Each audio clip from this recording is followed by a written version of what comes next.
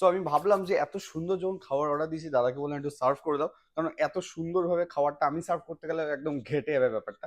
তো দাদাই সার্ভ করে দিচ্ছে বাসন্তী পোলাও, তার সাথে মাটন কষা। ও হো হো, রাত্রিবেলা একটু মাটন কষা খাওয়ার মজাটাই আলাদা। ঠিক আছে, ব্যাস ব্যাস ব্যাস ব্যাস, ঠিক আছে। একটু মাটন কষা, মাটন কষা দেখেই জাস্ট লোভ লাগছে। ঠিক আছে, নরম গরম থলথলে মাটন তো হবেই হবে। পিসেস দেখে বোঝা যাচ্ছে বেশ ভালো বড় পিসেস রয়েছে।